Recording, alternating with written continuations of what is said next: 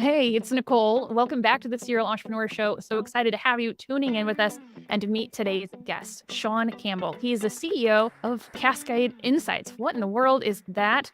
It's all about a B2B market research. And frankly, it tells me it might be cutting edge. Sean has delivered talks for Fortune 50 companies and top tier conferences. The logos on his site, folks, are all names that you would know. I'm talking all the big ones from AWS to even Salesforce. So excited to have Sean here because he is somebody who way before it was cool, way before it was mainstream, and way before 2020, wanted to create a remote first company to prove to the rest of us it's pretty efficient when you can work remotely. Hey, if you're an entrepreneur who usually fast forwards intros just like this one, this is the podcast for you. Sean, welcome to the show. Welcome. Hey, thanks for having me on. So good to have you. I love that you are remote first and you're even outside with us today. So much to talk about there. But let me ask you the first question we ask every single guest. How would you finish this sentence? You know you're an entrepreneur when? When you realize that there's always an end to your bank account. Sounds like there's a story there. I just think it's one of the things that I always tell people that are starting a business is I say, are you okay with knowing that eventually you'll run out of money? And they say, well, sure, I understand that. I said, no. The difference being self-employed and employed is that employed, we kind of delude ourselves that our job is a permanent fixture. Everybody knows that it isn't, right? You could be laid off, you could get the proverbial Zoom call of death, all this stuff. But we act as if it's probably permanent or it's within our rights to change the job, right? When you're an entrepreneur, you immediately know, every entrepreneur knows when they're out of money. It might be a year from now. It might be 2 years from now. It might be next month. I think owning a business changes your view of money.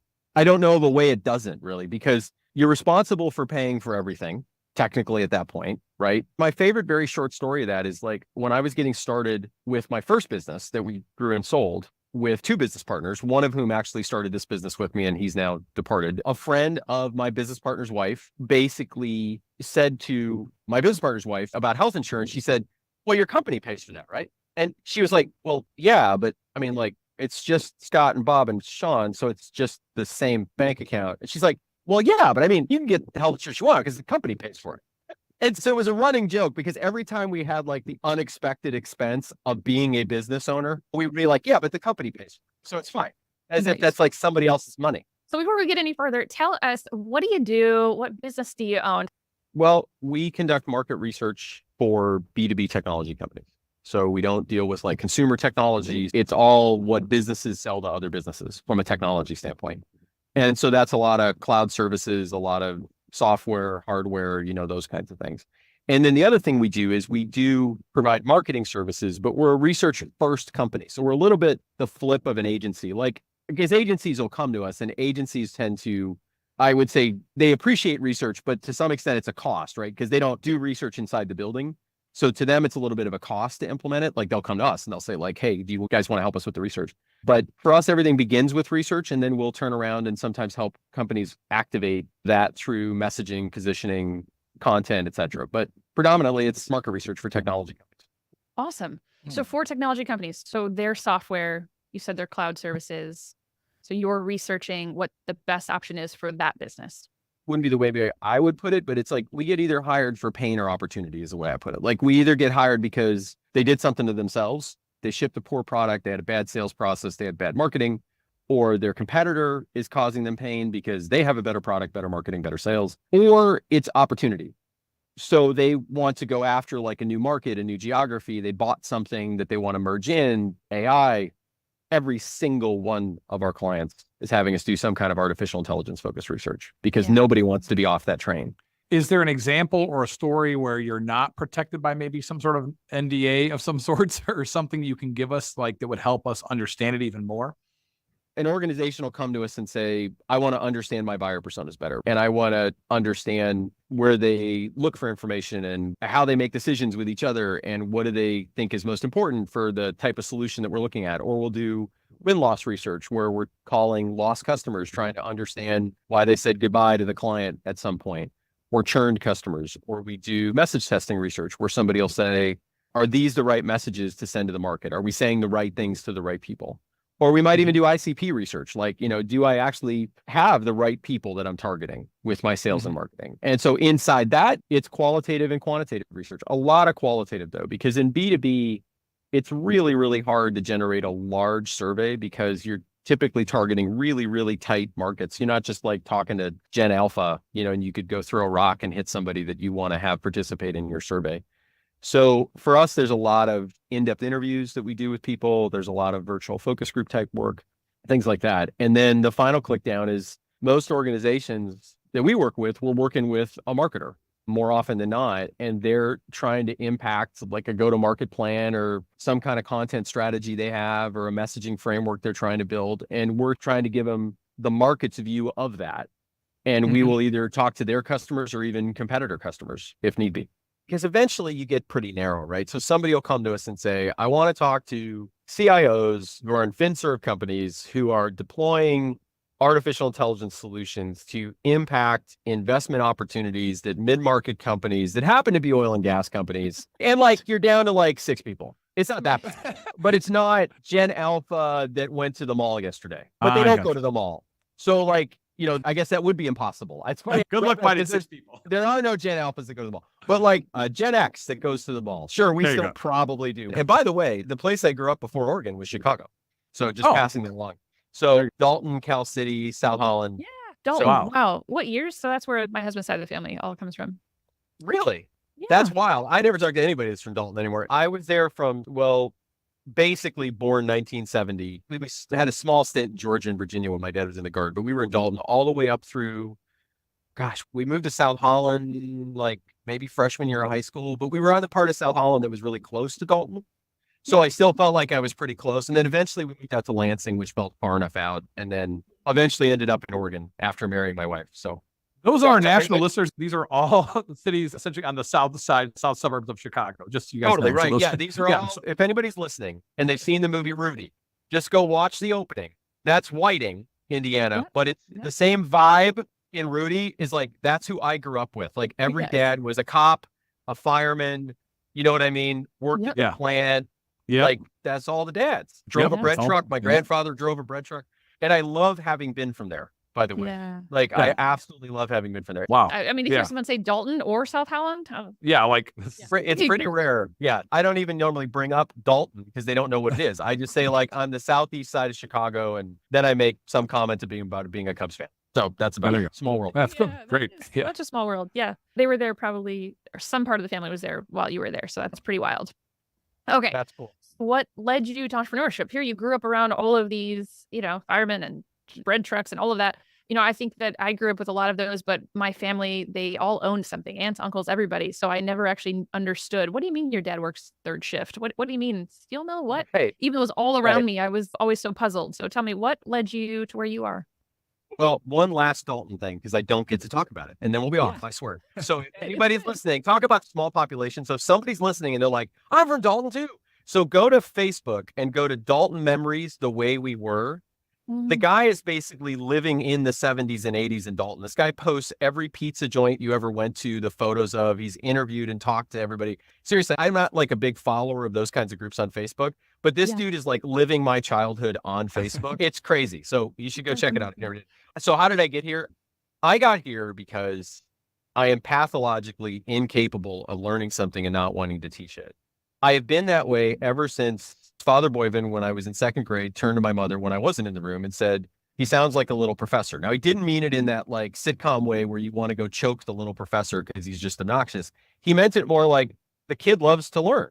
And I do. I'm an avid learner. But the difference for me is like, I immediately want to go teach somebody it. All my hobbies are that. I do announcements at the church. Anytime I'm fishing, it's like, I want more people on the boat so I can teach them fishing, right? Skiing, it's the same thing. And so I end up getting out of college and wanting to be a college professor. And I'm about to get married. And I wasn't sure if I wanted to do the PhD program thing because I wasn't sure how poor I wanted to be. And I wasn't sure what I wanted to do. My wife, who to this day says she would have followed me to Waterloo, Iowa, where the PhD program was. I said, let me go teach, but teach computers, which also dates the story because we don't say that anymore. But in the late 90s, you used to say, well, I'm going to go teach computers. So I went off and I taught people Windows for Workgroups and Word when mice were new. I literally had a student once use it as a foot pedal. I am not making that up. and I had to take it off the floor, take their sewing machine perspective. I was going to say sewing machine. I don't know Sewing what they were machine. thinking, seeing people do all kinds of strange stuff.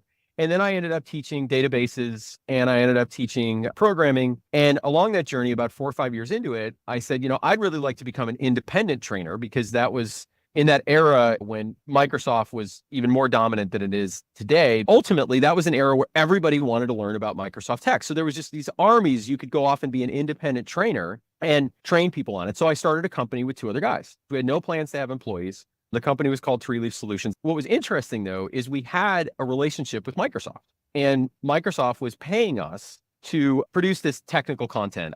And so the very first account I ever sold as an entrepreneur was Microsoft, when they were 97% of computing. And the benefit to me was I didn't realize the education I was getting. I'm sitting in the company that is basically changing the world technologically. And I'm at that point creating what they used to call technology evangelism, which was like education around new technology. Guy Kawasaki called it that for Apple. So we built a company doing that, had about 25 people, all remote. Then we sold that company, and then I started Cascade. And at the end of the first company, we were doing a lot of work on competitive analysis of technology. And we said, my business partner, Scott, who was in that first company with me, we said, why don't we found a company that does competitive analysis of technology? Anyway, you roll the clock a little farther forward, 4 years later, we say, let's go make a full market research services firm on top of that. Let's expand beyond just competitive. And then another number of years after that, we said, let's add on activating the research through marketing services. And that's where we are today. And Scott exited the business in both cases. He exited this business about a year ago. But if you draw a thread through it all, I'm even doing things a professor does. I do research, which is what professors do. And a lot of service firm owners consider themselves teachers and educators. And so in a very weird way, that's how I ended up doing this, because I like teaching and I like educating. Didn't get a business degree, had no plans to be an entrepreneur, zero. I just liked being independent. It's also partly why I built a remote company. I really wanted to grow a strong family. And for better or worse, mine was a little bit of a train wreck at times when I grew up. I knew that if I was independent, I would have a little more control about where I spend my time. And I know that was a big drive for me all the way through. Mhm, Oh, mhm. that's good. That's good. Yeah, Okay, yeah. let's get into a couple things here. Because you support other businesses, I wanted to ask you, what do you see that happens when someone is either distracted with their next idea or the thing that they bring to you? How do you see people repeatedly taking ideas and winning, or coming to you with an idea that then you can help set them up for success? Well, here's an interesting thing about what we do. And we've even trademarked this, which is probably goofy because I don't know if I'll ever really leverage the trademark. We have a phrase, we say, we deliver bad news to good people.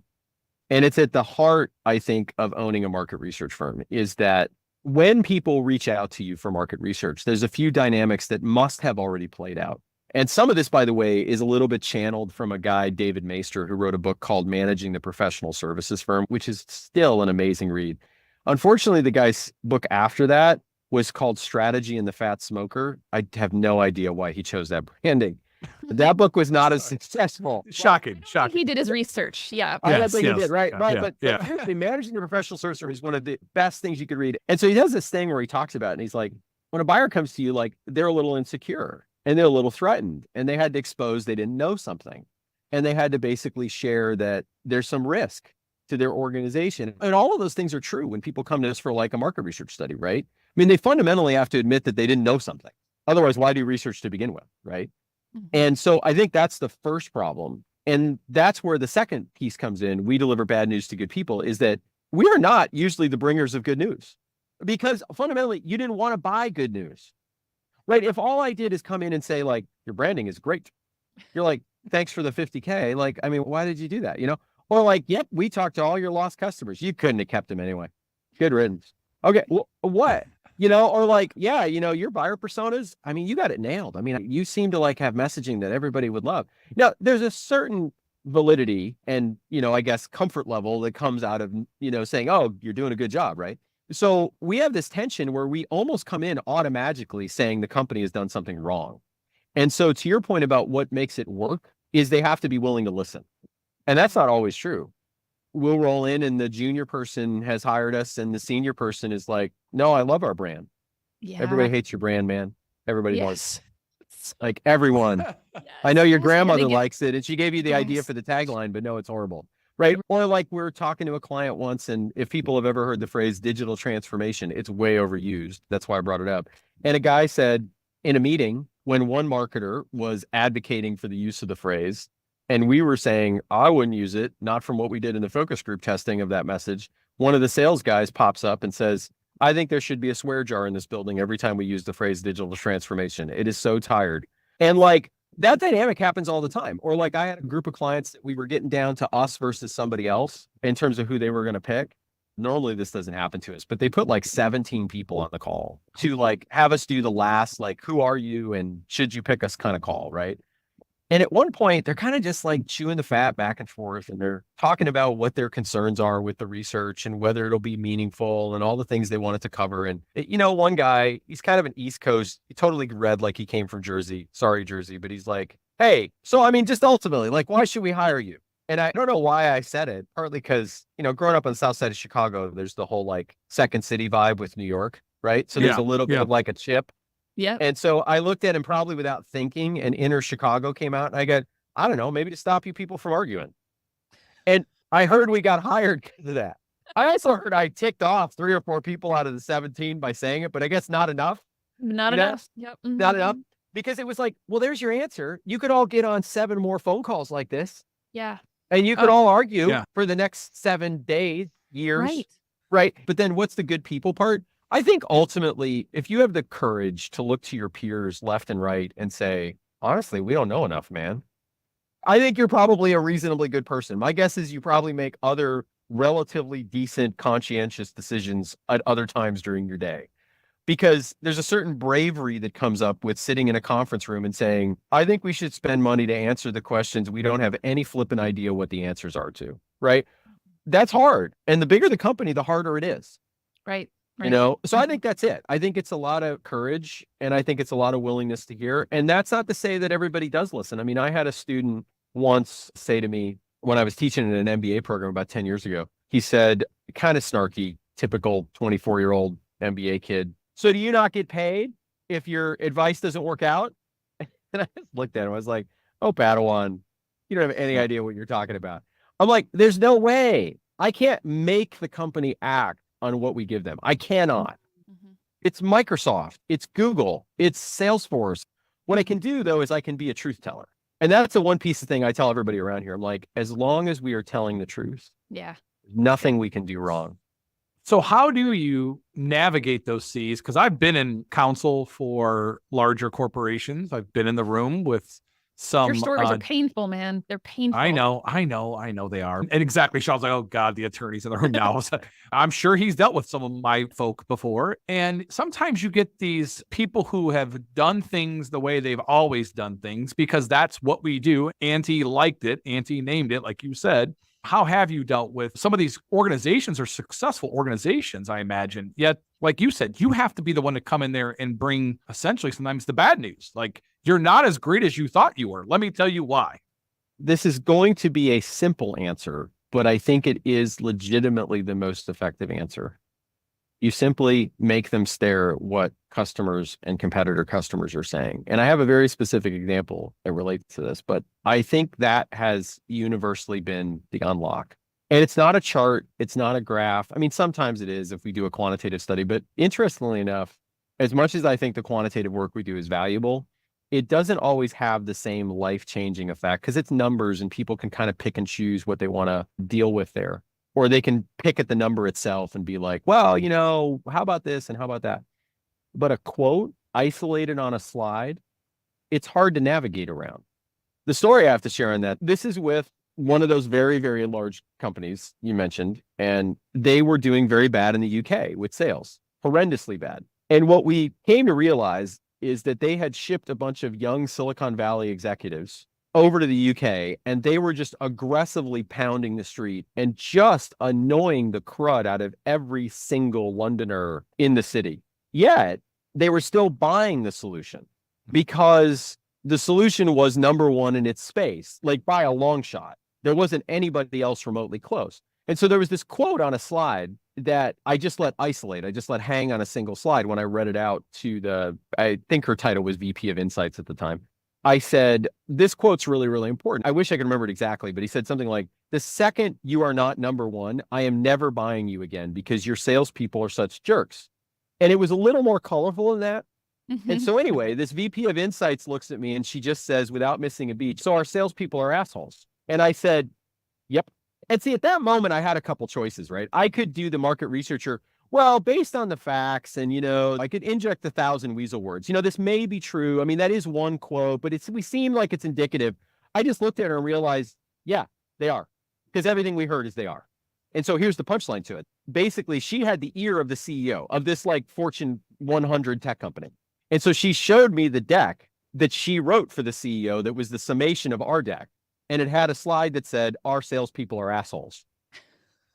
And the UK head of sales was fired. Wow. And so I realized that really what she was asking me is, could you tell me what's the fundamental thing I need to change in a way that an organization our size can't ignore? Right. I just gave her the truth. And that happens to us all the time. And we just have to say in so many words, hey, I'm sorry, but that's the truth. Yeah. You can ignore it and go make a different decision. We'll see where you're at in a year. Yeah. Mm-hmm. So good. So good. When was the last time you were distracted in your business? Maybe there was a shiny object or a squirrel, not just because you're outside, but maybe it led to your best idea or maybe it led to your worst. One, I want to be clear.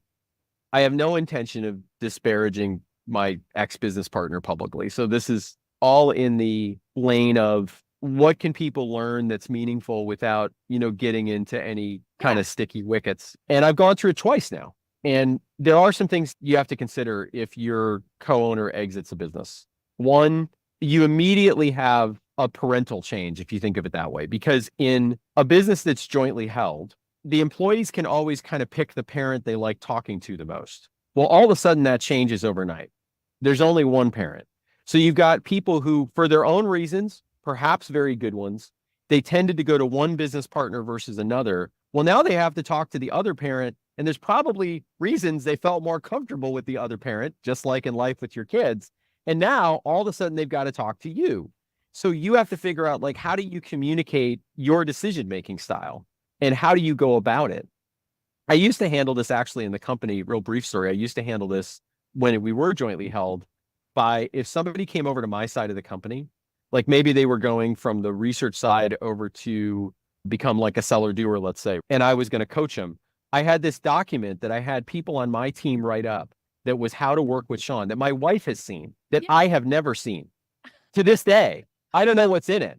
You don't know what's in it? I have a user manual for my team, but I know what's in my user manual for the most part. I have that too. I have a single source of truth that's like the consulting guide, but like this was how to work with me, like not like only how to work with me, but like more the, what does he mean when he says this? And what they care about and what, all that stuff that you want to learn. For years, I used to just have people read it. I'd say like, your peers probably have a good read on me. So go read that before you come over to my side. And that's one thing. I think the other thing is people are going to have a lot of questions, right? They're going to worry, what does it mean for the business? They're going to worry, what does it mean for them?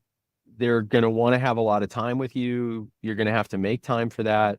The worst part, I would say, though, is the clients.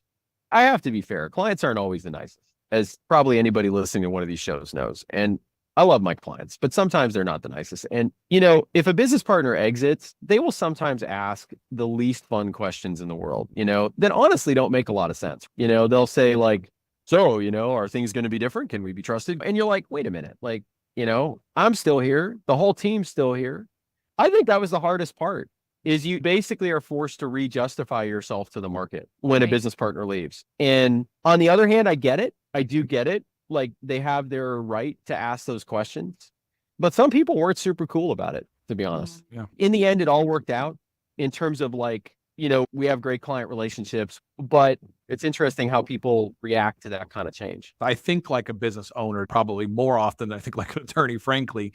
And one of the things I've advised people that are going through a tumultuous time, I'll say, as partners, is sometimes you just have to know when the date is, but nobody else does. I've positioned companies for a restructuring whereby somebody has left the company and the plan might have started a year or two earlier and nobody knew, but it's because you had to build the storyline to maintain clients. You had to build the storyline to maintain the culture, to maintain the personnel, to maintain, your employees and whatnot. Otherwise, if it happens abruptly, or even worse, if it happens on not so great terms, it allows too much, I'll call it opinion, of people to come in and say what their narrative is that they want, whether it's because they want to reduce price now, or they want to look for other options and shop you, whether it's employees wanting to look for a different opportunity within the company, or vice versa, even leave the company. There's so much different stuff there. And there's a million things to think about. Although what I would say is that assumes something that wasn't true in my case, at least the second time, because my partner left to go work for a competitor. But I do understand that if it's a different kind of departure, you can kind of come up with a really good battle plan and lay that out and think about it.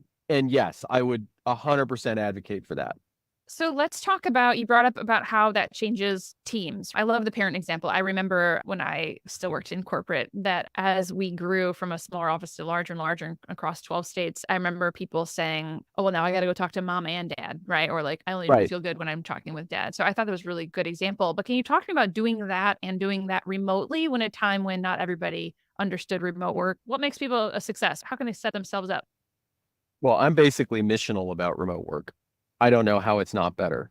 I've done it long before it was cool. And it was a net detriment when I started doing it 20 plus years ago, because they were always like, what, you don't have an office? And the Jersey, Southside Chicago part of me would sometimes quip, yeah, you could pay for it. Yes. Sometimes it would take people a while to figure that out. You know why? Because they're like thinking, well, doesn't the company pay for it? Yeah, doesn't the company pay for that? Yeah, that's called you, client, paying for it. I've actually written that entire marketing paragraph I've actually wrote for another agency on how to help sell why they don't have one, because they... Right. Yeah. And so it was a net negative for a long time. But the reason I'm pretty missional about it is I don't know a bigger gift humanity could give the world than better families, because a lot of good things come out of that. And one of the better ways to have that happen is if the parents are around. And that's not my opinion. I mean, you can go look at ChatGPT or whatever you use researching data. If somebody's listening, it won't be hard to find a number of articles that say the presence of the parents are good for the children. I genuinely think I'm giving people the opportunity, and I say it that way specifically for reasons you might guess, to have a better home life, better family. I can't guarantee it. There's obviously, like we heard stories during COVID of things that were bad because everybody was in the same house. Like that's way above my pay grade to fix, right? But ultimately, especially with kids, right? Presence trumps everything. Yeah. And if you're there when they pop off the bus, you're going to get a half an hour story of what happened during the day, as opposed to 8:50 at night. And then there's all the issues with the commute and all the other stuff that's been talked about before. So that's huge for me. But in terms of what's made it work over the years, one thing is you have to focus on organizing really everything, like the single source of truth documents you put together, just communication around the company, around principles over process. It doesn't mean you don't have process, but the book of process always runs out of pages. And because it does, with remote employees, there's always that moment where, what do I do next?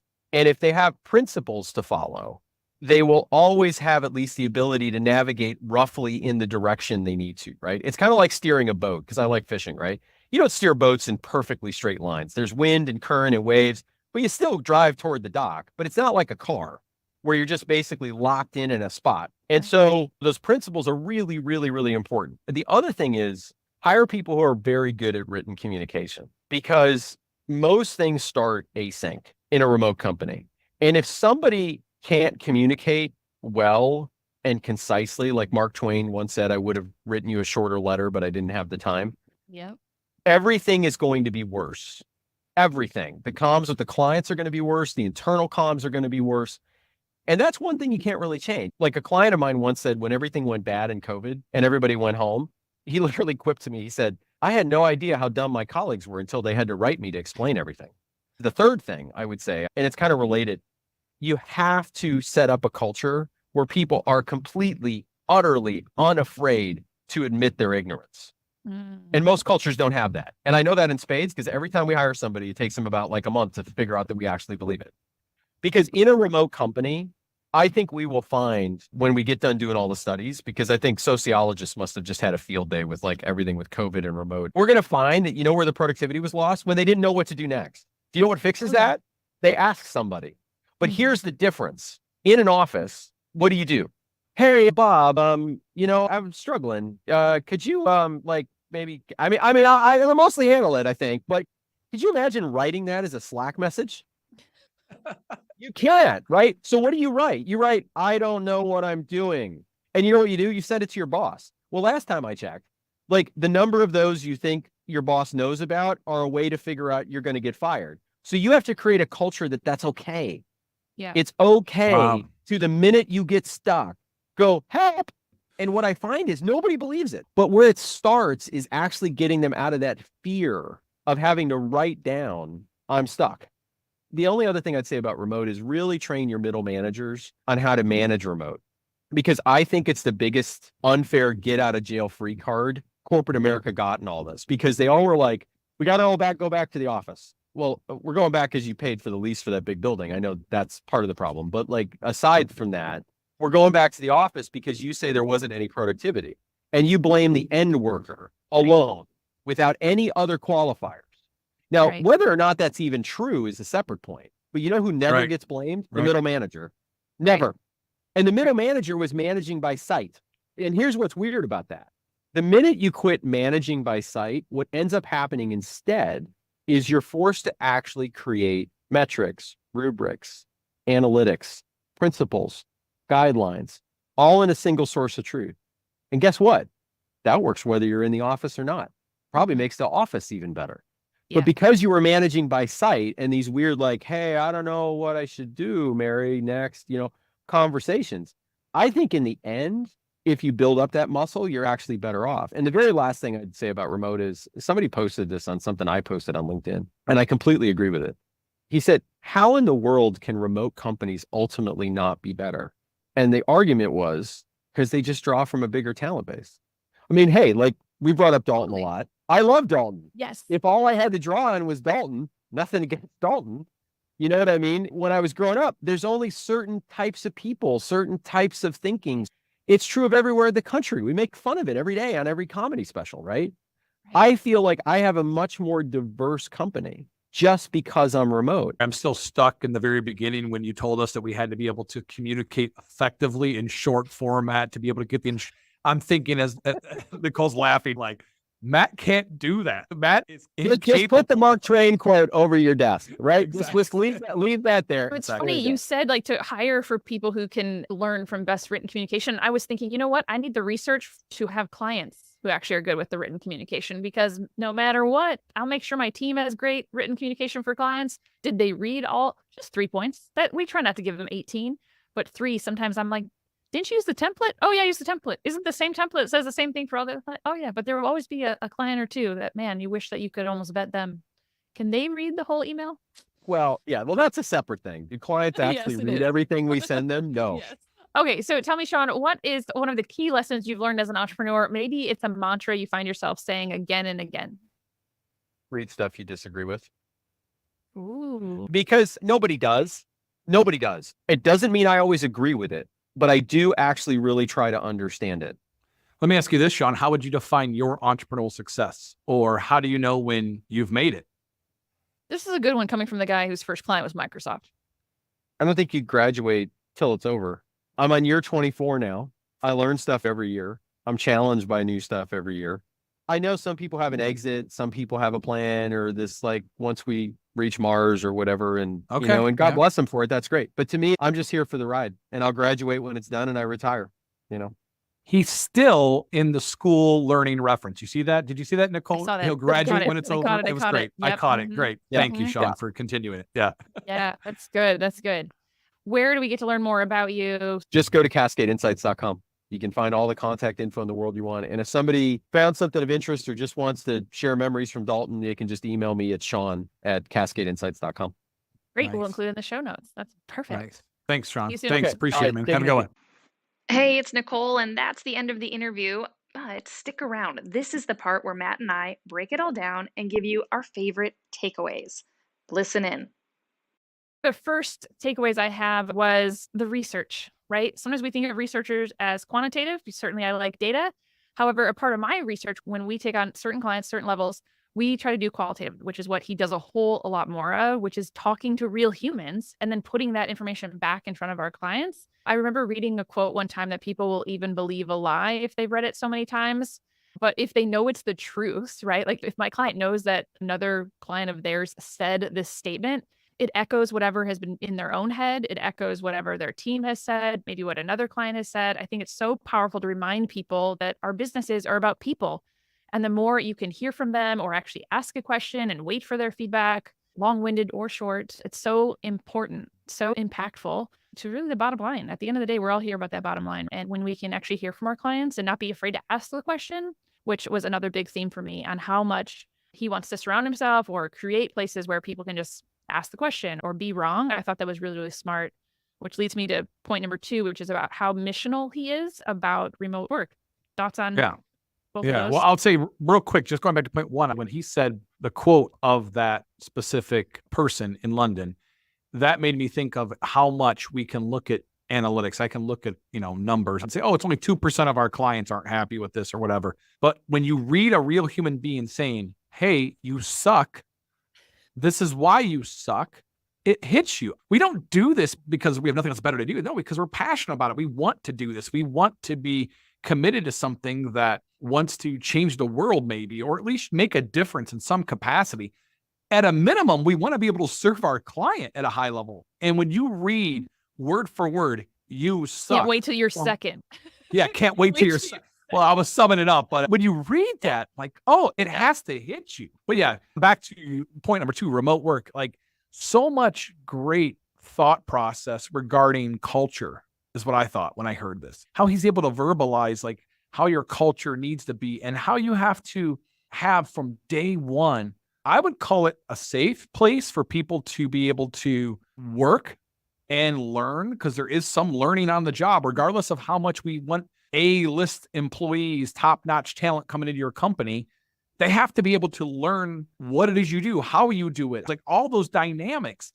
And I don't know if we were brought up in that environment to give people a safe place to do that. Does that make sense? Mm-hmm. I don't know if that, Yeah, no, I think it does because people want to get it right. My team at Smart Cookie Media here, we call our clients Smart Cookies because they are, especially if they hire us. I digress. And really, it's about a thread that runs through is that these business owners, and many of them are B2B, they want to get it right. So it's really hard sometimes until they get to know us or until, well, anything. I mean, really, it's about getting to know us or trusting us with their baby, their business. They just want to get it right until then. It's why marketing for B2B is also hard. We've talked about on the show, even your own examples. It's really hard to show up and be like, I didn't really know how to do this, or my sales weren't always great, or I wasn't sure how to run this process. That's hard to admit when you are supposed to constantly be admitting like, I got the answers. I know all the things. And so being that place where people can show up and ask the question, cool. And not just employees though, but also his customers, and then be coachable with it too, because, it's a consultation. They can just take the information. It's just research. Like they can just take it and say, next, let's go find something that we do agree with, right? And so throughout every bit, whether it was about his own employees or about clients, I think it's about, can we all admit, I don't know everything? And I meant to share a quote with him that I learned in one of my last corporate gigs from somebody who did a whole lot of things wrong. And I'm not just talking about when we worked together, just, got a few things wrong in life. He said, Nicole, we don't have to be right. We just have to do right. And I think that's really, really powerful when you think about people who do or don't want to get it right. Like, you don't have to be right. It's okay. Just make sure you're doing right. Make sure you're doing right by others. I don't have anything else to add than that. That's good. I like that. That's a good little quote to end on. I think we should just end on that, unless you got something else. I don't know. Do you have something else you want to add? The only thing I got to add is, hey, friends, if you're still listening, we really appreciate it. Keep listening. You've been listening to the Serial Entrepreneur Show, produced by the team here at Smart Cookie Media.